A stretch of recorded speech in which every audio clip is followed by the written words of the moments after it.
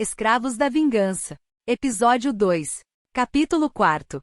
Ele não voltaria atrás.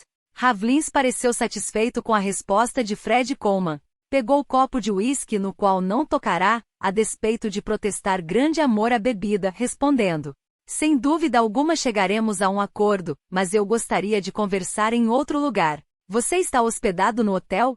Pretendo me instalar na hospedaria de Carlos. E você? Ravlins sorriu. Meu teto é o céu, Fred. Não se preocupe com isso, porque estou acostumado.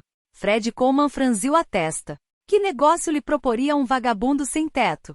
Mas acabou sorrindo. Afinal, não lhe custaria nada ouvir o velho. Vamos até a hospedaria, disse. Não ficarei na miséria, pagando-lhe uma noite de pousada. Se a proposta for interessante. Não zombe, Fred. Cortou o velho. Duvida de mim? O rapaz não respondeu e saiu andando, seguido pelo velho Ravlins, que sorriu. Era um sorriso estranho, aparentemente perverso. Fred puxava seu cavalo pelas rédeas e Ravlins caminhava ao seu lado. Sabe, Fred? Antes de conversarmos, eu gostaria que você respondesse aquela pergunta. Sua presença em Gelson está relacionada com a moça chamada Clara Bolton? Está. Mas não compreendo seu interesse pelo assunto, Ravlins. Trata-se de uma história longa e bem antiga. Eu era amigo, amicíssimo de Paul, irmão de Clara. Era? Paul morreu, mas antes de expirar me fez prometer que viria a Gelson para proteger sua irmã. Bem, não creio que isso possa interessá-lo. Fred não olhava para o velho e por isso não viu a transformação operada em seu rosto. Foi uma contração que podia ser ao mesmo tempo interpretada como ódio e pesar. Ao chão, Ravlins. Com esse grito, Fred derrubou o velho e, já ajoelhado, viu os dois lampejos, seguidos de fortes detonações. Colts 45. Surpreendeu-se ao notar que as balas silvavam longe dele, mas logo entendeu que tentavam eliminar Ravlins. Diabo! Risnou. Que lhes pode ter feito esse vagabundo? Devem estar enganados. Enquanto falava, seus Colts vomitavam fogo e chumbo, admirando-se de ver como Ravlins rolava pelo chão, disparando habilmente seu pequeno Derringer. A despeito de demonstrar habilidade no manejo da arma, Ravlins não conseguiu acertar um só tiro. Porém os disparos de Fred Coleman foram fatais. Um dos atiradores desconhecidos que cometeu o erro de correr das sombras de um alpendre para se entrincheirar atrás de uma carroça. Ergueu os braços e ainda correndo executou uma dança que se tornou macabra ao luar prateado. Tropeçou várias vezes e acabou caindo de bruços, a fio comprido, com a cabeça enfiada entre os raios de uma das pequenas rodas dianteiras da carroça. O outro, sem dúvida por se ver sozinho, tentou buscar proteção atrás do bebedouro de cavalos, peça respeitável feita de pesado tronco escavado. Conseguiu percorrer velozmente a distância que o separava do bebedouro e já se dispunha a dar um salto que o poria a salvo das balas, quando uma delas atingiu-lhe o ombro fazendo-o perder o equilíbrio. Com espetacular salto mortal, o desconhecido ficou no alto, de pernas para cima e cabeça para baixo. Bateu de costas no bebedouro e caiu de cabeça, permanecendo imóvel. Fred, empunhando os Colts, correu para junto dele, ajoelhou-se ao seu lado e murmurou, no momento exato em que Ravlins chegava. Quebrou o pescoço. O outro também morreu, declarou o velho, chateado. Sinto muito, Ravlins, eu não pretendia matar os dois. Agora não temos como saber quem lhes deu a incumbência de acabar com você. Ou serão seus inimigos pessoais? Nunca vi esses sujeitos antes. Mas esteja certo de que vieram para me liquidar. Quanto a isso não cabia a menor dúvida. Mas, por quê? Por que Ravlins? São os dois que acompanhavam Gorget. Não sei, Fred, mentiu o velho. Fred coçou a nuca intrigado, admitindo. Bem, afinal ficou provado que você tinha razão. O tal Gorget é um sujeito hipócrita e mau. Sempre exibindo os dentes. Foi o que eu disse, sorriu Ravlins. Vamos? Um momento, Ravlins. O velho parou e virou-se, arqueando as sobrancelhas imundas. Confio em que não volte atrás, hein, Fred? Eu me refiro a uma noite na hospedaria. A idade não me permite mais saliências. Não me refiro a isso, seu estúpido. A verdade é que você deve saber algo a respeito desse atentado. Ravlins sorriu com simpatia. Você é teimoso, Fred. Texano? Texano e teimoso como meu pai, que era texano e teimoso como meu avô e... Insisto em que você está informado. Ravlins hesitou momentaneamente inventando uma resposta. Bem, Só me ocorre a possibilidade de Gorget, sabendo-me um mineiro, ter imaginado que eu estivesse com este saco cheio de ouro. E uma ideia. Vamos. Não se falaram até entrarem na hospedaria de Carlos, que era realmente limpa em todos os sentidos.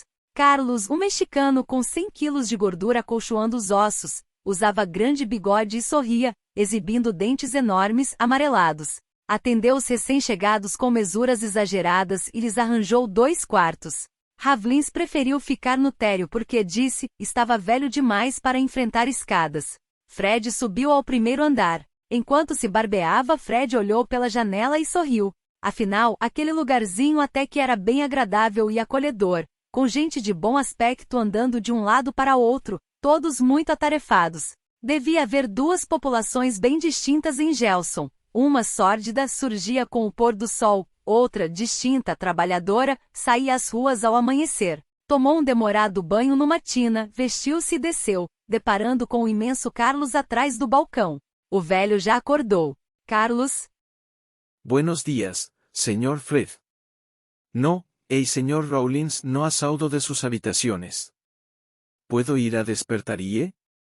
Nuno rebateu Fred para mostrar que falava espanhol. Leia eu mesmo. Foi até o corredor e bateu na porta do quarto de Ravlins. Ei, velho preguiçoso, já é quase meio-dia. Nada. Fred lembrou-se do atentado e aflito girou o trinco, constatando que a porta não estava trancada por dentro. Abriu e espiou com a cabeça curioso. Ninguém.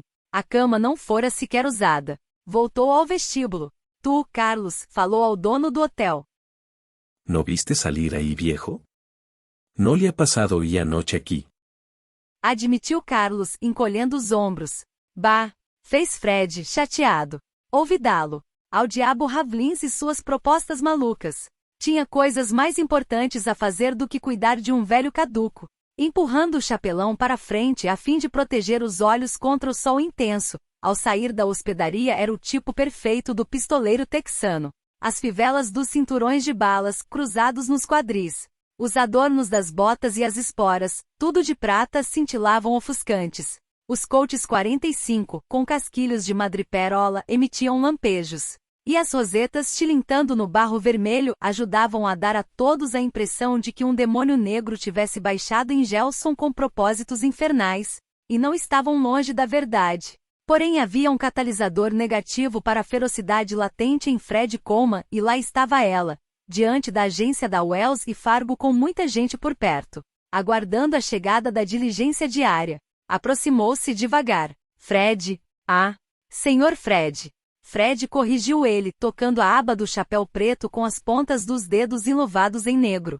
Maravilhosa, murmurou. Que disse? Bem, eu estava começando a indagar se não considera uma temeridade expor-se tão abertamente após os acontecimentos de ontem à noite. Mentiu ele descaradamente. Fred Coleman era alto, enxuto e não chegava a ser um homem bonito, mas tinha algo que enlouquecia as mulheres. Clara não era uma exceção. Sentiu o coração bater descompassado. Oh, não se preocupe. Fred pronunciou o nome carinhosamente. Os que andam pelas ruas durante o dia em Gelson nem sequer conhecem seus frequentadores noturnos. Foi o que imaginei. Estive pensando em nossa conversa de ontem à noite, Fred. Não quero que por minha causa lhe suceda algo. Sei lá. Eu prometi a seu irmão cuidar de você e não voltarei atrás, Clara. Especialmente agora.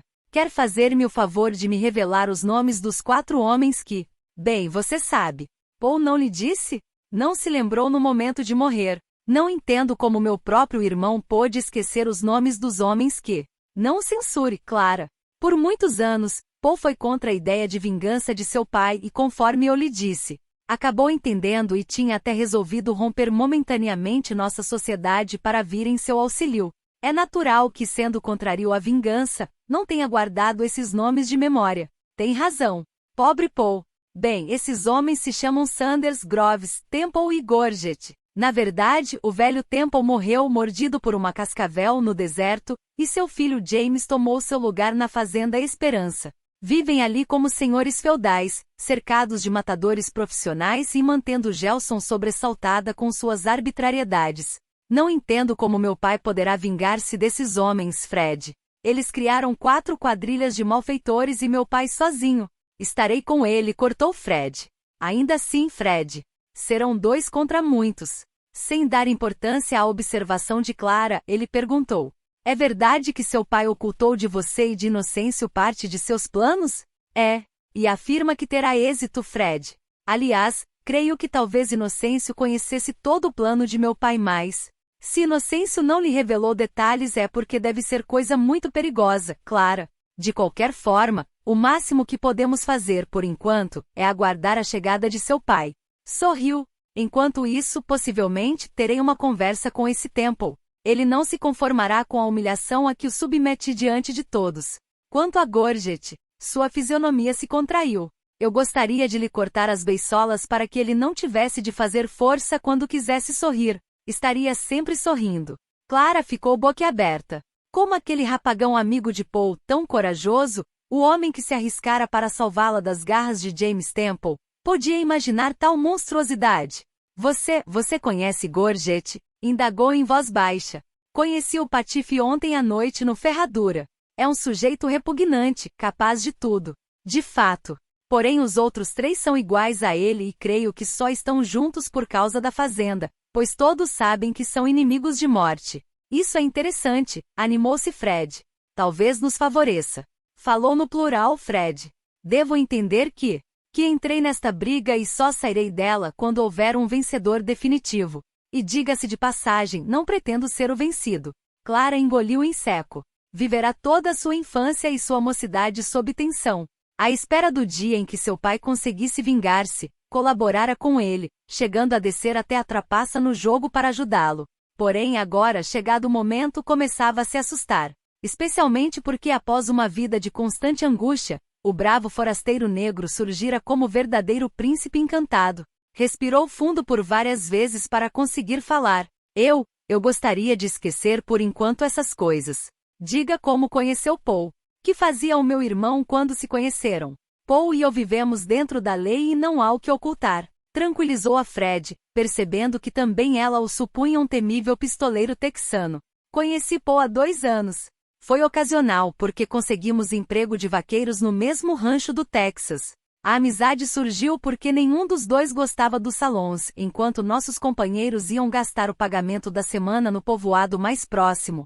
Ficávamos lendo ou trocando ideias no rancho, principalmente falando de um sonho, possuir uma propriedade e criar gado. Conseguimos economizar dinheiro e ao vencermos em dupla uma competição de tiro, conseguimos reunir o necessário para comprar nosso próprio rancho. A essa altura, já havíamos decidido tornar-nos sócios. Compramos o rancho e tudo ia muito bem, mas surgiram os ladrões de gado. Quando eles invadiram nossas terras e lhes demos combate, Paul foi baleado, porém eu consegui eliminar os ladrões. Antes de morrer, em meus braços, Paul me fez prometer que ajudaria seu pai e você. Fez Clara, triste. E o rancho?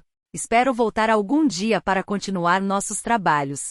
Nosso capataz é homem honrado e, por certo, manterá tudo em ordem. Você e seu pai são agora meus sócios e... A diligência! Exclamou a jovem, olhando o pesado veículo que entrava na rua principal com grande estardalhaço do cocheiro. Tomara que ele chegue desta vez. Vamos ver. Encaminharam-se para o local de parada. Capítulo 5. Esperava uma boa colheita. As sapatas de ferro dos freios, atritadas contra as talas de ferro das rodas, produziram um ruído estridente, ensurdecedor, fazendo a diligência parar, envolta numa nuvem de poeira amarelada sufocante. Assim que a poeira assentou, o cocheiro saltou da boleia e abriu a porta. Os passageiros começaram a desembarcar e os curiosos se aproximaram. Terminado o desembarque, Clara voltou-se para Fred com expressão desconsolada. Não chegou, Fred. Mais um dia de angústia. Sinto muito, Clara. Será melhor você voltar para casa. Que mais posso fazer? Fred segurou-a pelo braço, a fim de conduzi-la através do aglomerado de gente empoeirada que vociferava, manifestando contentamento ou decepção. Porém, ao virar-se, constatou que teria de passar por onde se encontrava James Temple. Acompanhado de 2 pistoleiros, sorrindo ironicamente, James tinha o ombro vendado e o braço direito numa tipóia. Largou o braço da jovem e caminhou ao encontro de James, que o aguardava de pernas separadas e expressão zombeteira. Pensei que já estivesse longe de Gelson, rapaz, disse James. Por quê? Rebateu Fred, irônico. Não é saudável enfrentar James Temple, sabe? Ontem me colheu de surpresa, mas hoje não terá outra oportunidade. Oh, aí está a minha amiguinha trapaceira. Clara fora imprudente, avançando até colocar-se ao lado de Fred Coleman. Trapaceira, bem? Rosnou Fred. É possível, mas a crítica jamais poderia partir de um completo canalha. Você é tão canalha quanto foi seu pai. Essas palavras surtiram um efeito surpreendente. Enquanto o rosto de James passava de risonho a contraído, o aglomerado de gente ao redor da diligência se dispersou como por encanto. Em poucos minutos, restaram apenas James Temple e seus 2 pistoleiros, de um lado e de outro. Fred Coleman com Clara Bolton, defrontando-se os 2 grupinhos. Fez mal em me insultar, rapazola. Conheceu o meu pai? Afinal, quem são vocês na realidade? Herdou os remorsos de seu pai, James Temple? Indagou Fred entre dentes com malícia. Na realidade está Clara Bolton, a trapaceira, e eu sou Fred Coleman, o forasteiro. Mentira. Quem é você? Fred semicerrou os olhos e apertou os lábios. Não gosto que me considerem mentiroso, ainda mais quando a pessoa que ofenda esteja ferida, incapaz de se defender. Repito a pergunta. Herdou os remorsos de seu pai? James Temple agora tremia ligeiramente, muito pálido, fisionomia contraída. Seus 2 pistoleiros estavam atentos a uma ordem de ataque. Porém a ordem não veio e James pareceu dominar-se, chegando a sorrir. Agora estou em inferioridade de condições, Fred declarou. Porém não me esquecerei de buscá-lo. Claro que poderia ordenar aos homens que o liquidassem, mas quero ter o prazer de matá-lo pessoalmente. Além disso, pretendo arrancar-lhe a língua, como deve ser feito a todo falador. Quanto à sua amiguinha, deu uma gargalhada, mostrando-se novamente seguro de si. Sua amiguinha me agrada bastante. Eu lhe reservo uma sorte digna dela. A fisionomia de Clara Bolton se contraiu. Não, James Temple não faria com ela o que seu pai, Clement Temple, fizera à sua mãe, Clara Conde Bolton. Teve de se controlar para não declarar isso a James. Foi quando Fred Coleman, separando bem as pernas e levando as mãos a oscilar perigosamente junto aos coaches, ordenou. Deu fora, James Temple, enquanto é tempo. Da próxima vez que nos encontrarmos eu o matarei, ainda que continue meio inutilizado como agora. James deu uma gargalhada e fez um sinal para os seus homens, decidindo. Vamos, rapazes. O mal de muita gente ao longo da larga e extensa faixa de terra entre o Texas e a Califórnia nessa época foi subestimar a vivacidade mental de um vaqueiro texano magro e alto chamado Fred Coleman. Quase todos baixaram a sepultura e os restantes, se não tiveram inutilizado as mãos que empunhavam as armas, tiveram um ombro esfacelado. Assim que James e seus pistoleiros giraram nos calcanhares, Fred deu em Clara um empurrão que a fez tombar de bruços, caindo sobre o joelho direito. Sacou os coaches com tal rapidez que as poucas testemunhas jurariam de pés juntos terem visto as armas saltarem, de modo próprio, dos coldres para as mãos enxutas do perigoso vaqueiro negro, como ficou conhecido Fred na região, por se vestir inteiramente de preto. A velha experiência no trato com malfeitores. Aqueles 3 homens, ao darem o terceiro passo, viraram-se vertiginosamente, empunhando suas armas. James Temple atirava tão bem com a direita quanto com a esquerda. A saraivada de chumbo que passou silvando pouco acima da cabeça de Fred daria para liquidar 10 homens. As armas trepidaram mortalmente nas mãos do vaqueiro negro. Um dos pistoleiros de James gritou desesperadamente, largando as armas para aferrar-se à coxa esquerda baleada. O outro simplesmente não entendeu como os revólveres lhe saltaram das mãos e James Temple, experimentado em tiroteios, conseguiu livrar-se de ser atingido pelas balas de Fred porque se atirara ao chão. Além disso, rastejara velozmente para colocar o cano de seu Colt na testa de Clara Bolton. A jovem suou frio e arregalou os olhos, compreendendo que em poucos segundos estaria morta. Fred girou para balear James, cuja arma lhe saltou da mão, antes que o vaqueiro negro pudesse apertar os gatilhos. O disparo salvador partirá de um alpendre e os jovens olharam para lá surpresos. Olá, meninos, saudou, sorridente o velho mineiro Ravlins. Meteram-se em outra enrascada, bem? James Temple não conseguiu, da posição em que ficou perplexo, ver quem atirara contra ele. Levantou-se desconcertado e Fred lhe ordenou com dureza. Fora! E leve seus capangas. Da próxima vez não terei contemplações. Você vai morrer, James Temple. James ajudou um de seus capangas a carregar o que fora baleado na coxa e os três se afastaram, sentindo-se humilhados. Fred ajudou Clara a se levantar. Desculpe, Clara, mas foi necessário. Eu sei. E o mineiro? Aqui, respondeu Ravlins. Saindo para o meio da rua. A idade estraga a vista da gente. Apontei para a cabeça daquele sujeito e só consegui arrancar-lhe o revólver da mão. Fred arqueou as sobrancelhas. Jura que apontou para a cabeça? Indagou. Claro, rapaz. Para que mentir? Oh, essa é a jovem de ontem à noite, não? É o retrato de alguém que... Interrompeu-se. Retrato de quem, Sr. Ravlins? Indagou Clara, ansiosa. Oh, não consigo lembrar o nome. A idade também estraga a memória, sabe? Faça um esforço, Sr. Ravlins. Sei que é a cópia fiel de alguém, mas não consigo lembrar de quem. Não faça caso, Clara. Esse velho está meio louco, interveio Fred, lembrando-se de que o velho desaparecera da hospedaria de Carlos. Ravlins deu uma risada.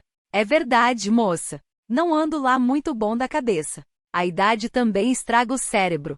Bem, vou andando, porque tenho um trabalho importante a fazer. Antes que os jovens pudessem impedir, Ravlins afastou-se agilmente, carregando o mesmo saco imundo. Fred coçou o queixo. Que diabos andaria fazendo o maluco com aquele saco às costas? Seria a primeira coisa que perguntaria a Ravlins após deixar Clara na casa de Jane. Sopravam maus ventos por aquela amaldiçoada Gelson. Vamos, Clara. Não é prudente continuarmos no meio da rua, porque seria fácil nos atacarem de qualquer janela ou esquina. Ah? Oh, sim. Ela estava impressionada com as palavras de Ravlins. Teria aquele velho conhecido sua mãe? Sim, porque diziam que ela era o retrato de Clara Conde quando solteira. Começaram a andar. Fred? Sim, esse velho. Oh, nada. Não tem importância. Continuaram andando, sem que ele insistisse em saber o que ela pretendia ao se referir a Ravlins, e chegando diante da casa de Jane, Fred pediu. Clara, quero que me prometa uma coisa. Que? Que não sairá de casa por nada deste mundo. Compreenda que é perigosíssimo. Entrarei em contato com o seu pai assim que ele chegar e tentarei convencê-lo a abandonar a ideia de vingança. Afinal, a metade de meu rancho pertence a vocês, e teremos novas brigas por causa de terras, interrompeu Clara. Não haverá brigas, Clara, porque... Ela percebeu o que ele iria dizer e se acovardou. Por favor, conversaremos a respeito mais tarde. Agora estou muito nervosa. Prometo não sair de casa. Olharam-se nos olhos e Fred, um dos sujeitos mais teimosos de todo o oeste, voltou ao tema que ela tentará evitar. Não brigaremos por causa de terras, porque estou certo de que saberei fazê-la feliz. As pernas de Clara Bolton tremeram como varas verdes. Para não cair, ela se apoiou no vaqueiro negro e ele, sem perda de tempo, sapecou-lhe um beijo na boca. Foi um beijo demorado, violento, do qual ela participou intensamente. Depois Clara encostou a cabeça em seu peito e admitiu, emocionada. Sim, meu amor, eu sei que você me fará feliz. De repente afastou-se, correu, e da porta gritou, feliz da vida. Não demore, querido. Fechou a porta e Fred Coleman olhou em redor, vendo tudo azul. Até mesmo a poeira amarelada da rua principal de Gelson. 5 salões e 10 copos de uísque representavam, até aquele momento, o balanço da busca realizada por Fred para localizar o velho Ravlins. Avançou resignadamente para as portas de vai-vem do 6º salão, certo de não encontrar também ali o velho mineiro, quando estacou, voltando-se na direção de uma voz muito sua conhecida. Olá, rapaz. Aposto que me procurava. Ravlins, velho dos diabos. Onde se meteu? Calma, rapaz. Eu estava por aí. Adoro os prados. Sabe? Por que não dormiu na hospedaria? Eu já disse, adoro os prados. Aquele cubículo me sufocava e eu resolvi dar uma voltinha. Uma voltinha? Foi o que eu disse. Bem, esqueçamos isso. Na realidade, não sei por que me interesso por você. Bem, você me disse que lhe sou simpático, sorriu o velho. Sim, é verdade. Mas ainda assim começo a desconfiar de que você tem algum plano inconfessável. Que histeria é essa de semear ouro? Fred, não me convida para um gole? Velho dos diabos, rosnou Fred segurando pela gola do casaco de couro. Começo a suspeitar de você. Estou certo de que conhece Clement Temple e Clara também. A quem mais conhece, seu impostor? O sorriso não desaparecera dos lábios de Ravlins. Que é isso, rapaz? Não esqueça que um velho minerador conhece muita gente, graças a vagar por este mundo de Deus. É lógico, não? Faz muitos anos que palmilho a Califórnia. Você não fala como essa raça de analfabetos que são os mineiros, rosnou Fred, largando o velho. A gente vai aprendendo as coisas com a idade, Fred. Está bem. Vamos beber. Entraram juntos.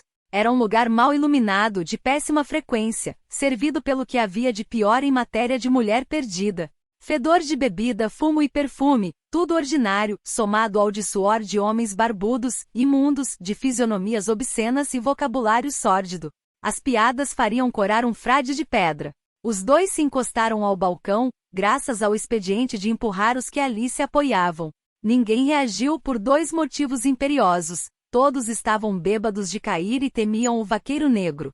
Você gosta daquela garota, não, Fred? Indagou Ravlins, referindo-se a Clara Bolton.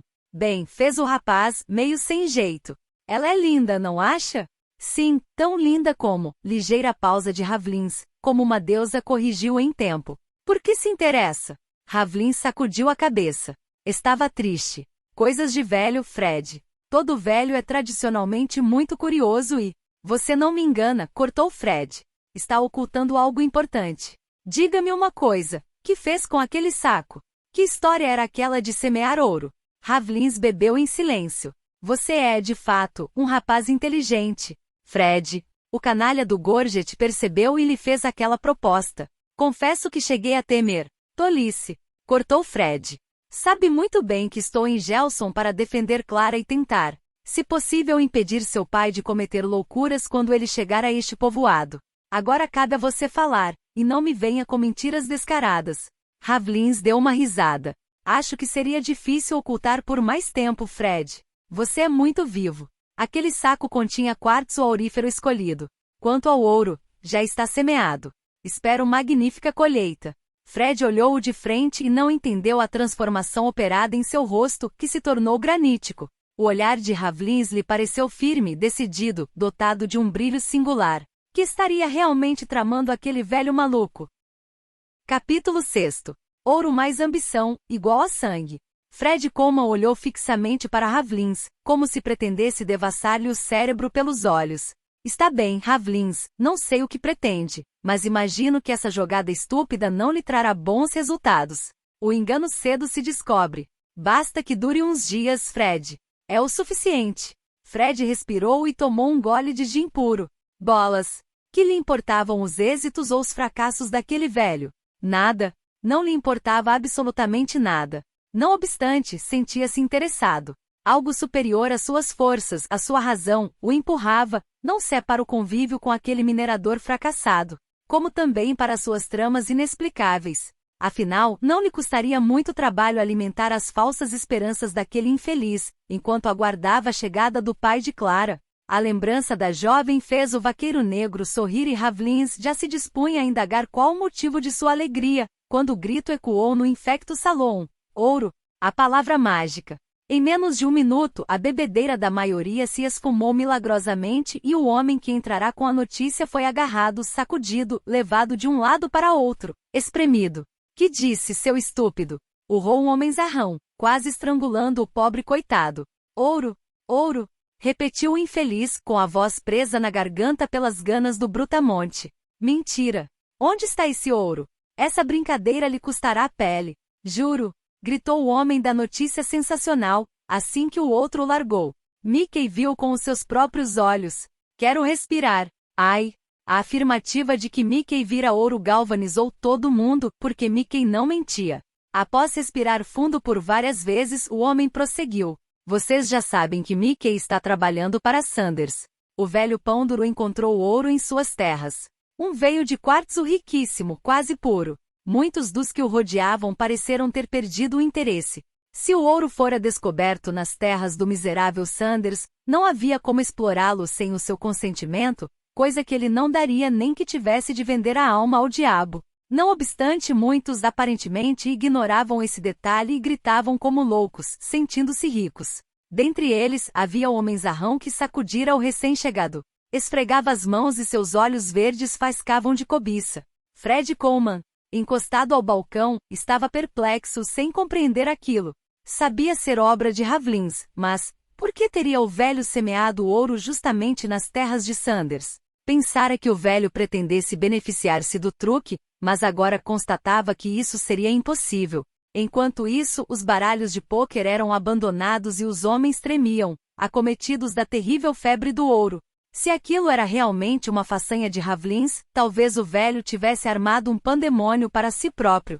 Quando aqueles ambiciosos descobrissem, voltou-se para comunicar suas conclusões a Ravlins, porém não o encontrou no balcão. Na verdade, não o encontrou em lugar algum no meio daquele aglomerado de loucos. O velho buscador de ouro simplesmente se esfumara. A notícia chegou a todos os cantos de Gelson, deixando o povoado em polvorosa. O homem que sacudira o portador da grande notícia elevou a voz, para lembrar a todos. Se há ouro nas terras de Sanders, forçosamente haverá nas terras que cercam a fazenda. Foi um berreiro dos diabos, seguido de uma correria que teve de primeiro saldo 2 mortes e vários feridos. Só havia uma porta e aqueles loucos decidiram passar ao mesmo tempo por ela, sendo muitos pisoteados. O segundo resultado foi que naquela mesma noite um punhado de alucinados começou a esburacar alocadamente a terra ao redor da fazenda Esperança, especialmente na parte pertencente a Sanders. Fred Coleman, depois de espremido, empurrado e quase pisoteado no salão, decidiu que o melhor seria meter-se na cama para descansar. Foi o que fez. Estirado na cama da hospedaria com as mãos embaixo da cabeça, esteve pensando intensamente em qual poderia ser o verdadeiro propósito de Ravlins. Porventura o velho sabia de antemão que seu truque desencadearia a verdadeira tempestade em Gelson? Após meditar longamente, concluiu que sim. Mas com que finalidade específica? Adormeceu sem encontrar uma resposta. Peter Sanders, ainda sem acreditar na sorte, contemplava o veio aurífero quase à flor da terra. Como era possível ter vivido quase 18 anos naquele rancho sem suspeitar da riqueza e de repente? Bem, essas coisas podem acontecer a qualquer mortal e ele não era uma exceção. O fato é que sou rico, uau! Isto é, sou milionário. Sim, patrão milionário. Sanders voltou-se para o seu capataz, não gostando da entonação de sua voz. Está rindo de mim, uau? Será que não viu direito veio aí diante de sua cara? Já pensou no que pode estar embaixo de minhas terras? Sim, patrão, eu já pensei nisso. Bolas! Você não passa de um imbecil. Não compreendo como lhe dei o lugar de capataz. Sim, patrão, eu sou um imbecil. Sanders cerrou os punhos furioso. Não fosse o medo que sentia do agigantado Wall e lhe quebraria a cara. Um cavaleiro se aproximou voando e saltou do cavalo em movimento. Patrão. Fale, Ed. Mas notícias, patrão. Centenas de homens estão pelos arredores do rancho, buscando ouro. A gargalhada de Sanders ecoou nos prados. Isso não o preocupa, patrão? Espantou-se o pistoleiro.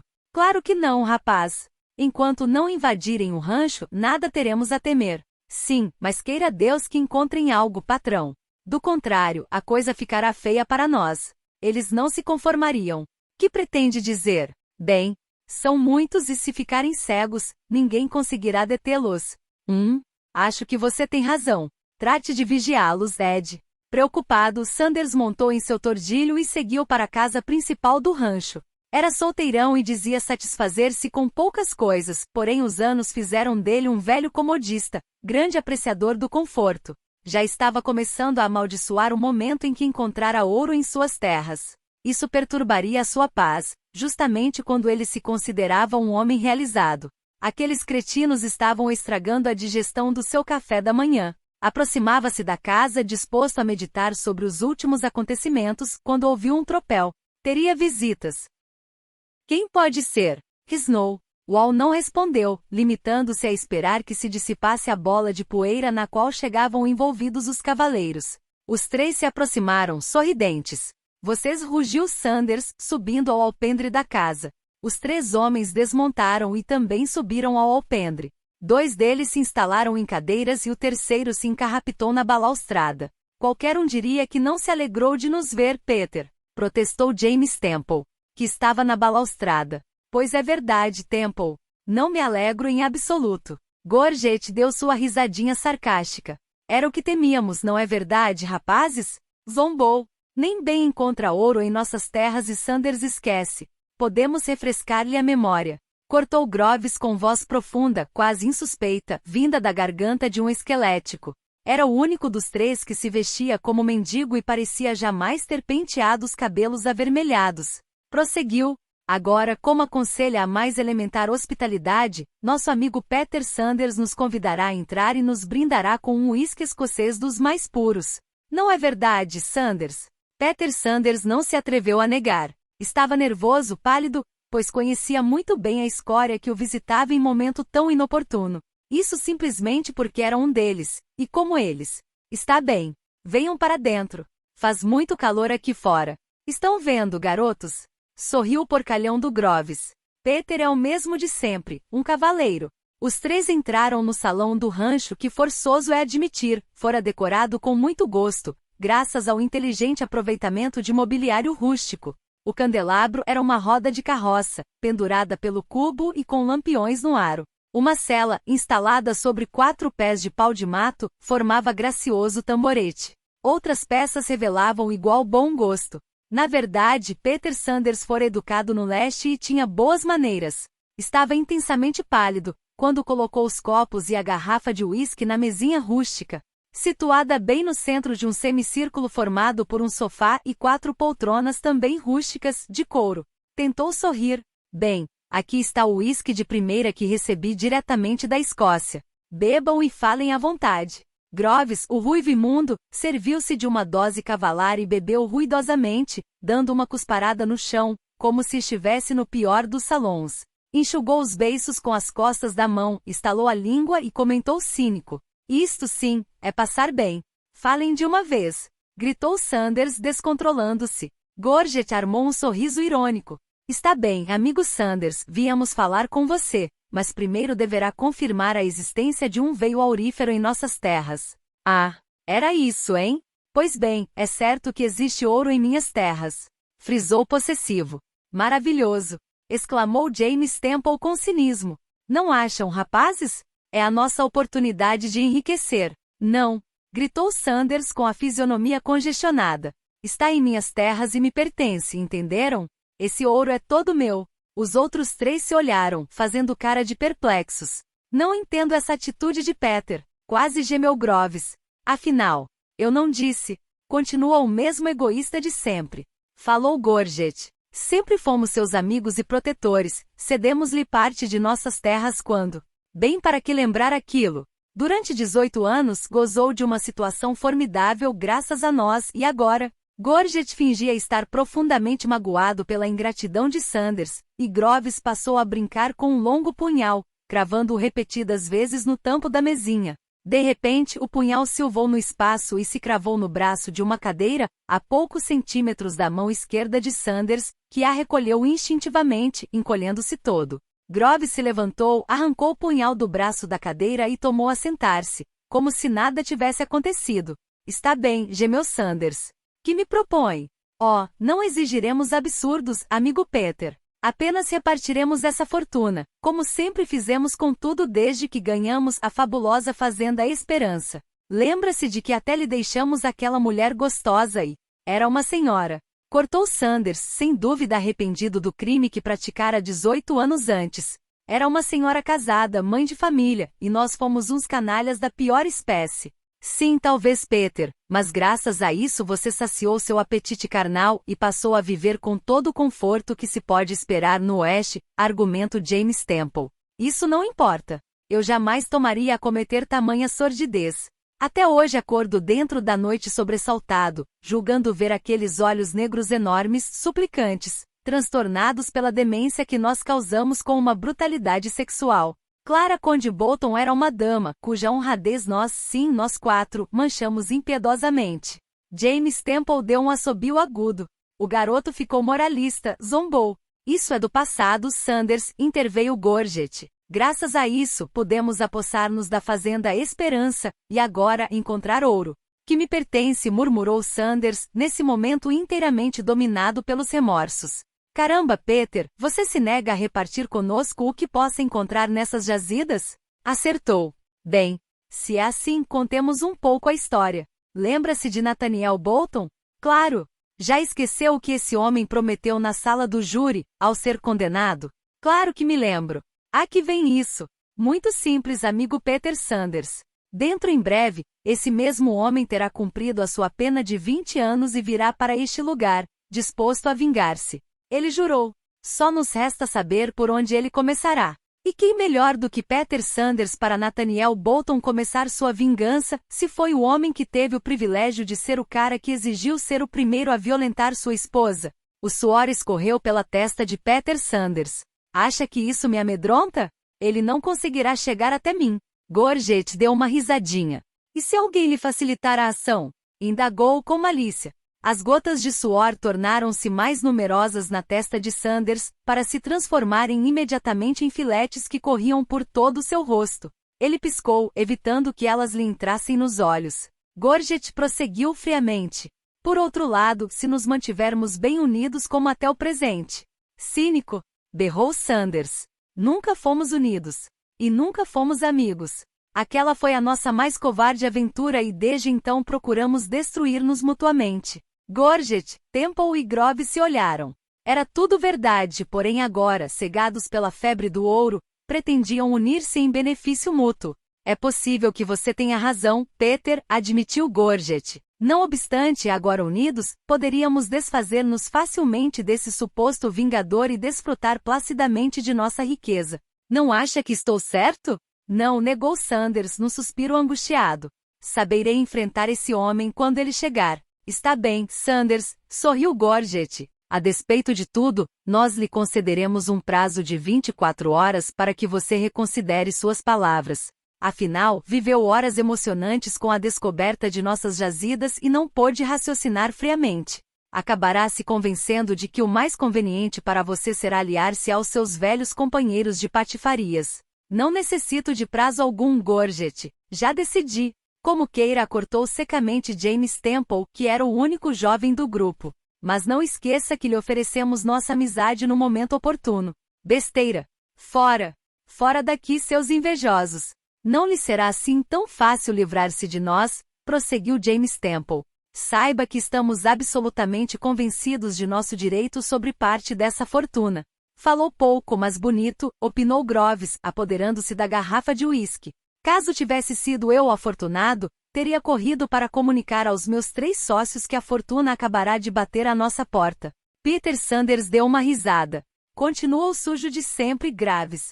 Moral e fisicamente sujo. E nunca. Calou-se, ao receber uma garrafada na cabeça. Caiu sentado no chão, permanecendo encostado na beira do assento da poltrona, de olhos em branco. É só um aviso, Peter Sanders falou Groves com ódio na voz. Apenas um aviso. Vamos, meninos. Os 3 saíram ao alpendre, montaram e se afastaram a galope desenfreada, temendo por certo que o agigantado Wall, o pistoleiro Ed ou qualquer dos outros homens de Sanders, ao ver o patrão naquele estado, começasse a atirar loucamente. Com tanto ouro ao alcance da mão, seria inconcebível morrer. Peter Sanders se refez do impacto. Enxugou com o lenço o sangue que lhe escorria da cabeça para a têmpora esquerda. Ouro e sangue. A dupla inseparável nos domínios da ambição. Sacudiu a cabeça, decepcionado com a vida. Ainda por cima, dentro em breve, chegaria Nathaniel Bolton, cujo lar honrado, ele, Peter Sanders, ajudara a macular. Por ambição. Amaldiçoado ouro. Urrou. Terras amaldiçoadas. Assista ao último episódio dessa história alucinante. Não esqueça de se inscrever no canal para receber notificações das próximas histórias e também dicas do professor Júlio Vitória, e promoções de gibis Tex Willer, Marvel e DC, nos nossos feirões Fanzine Store, com preços incrivelmente baixos. Até breve.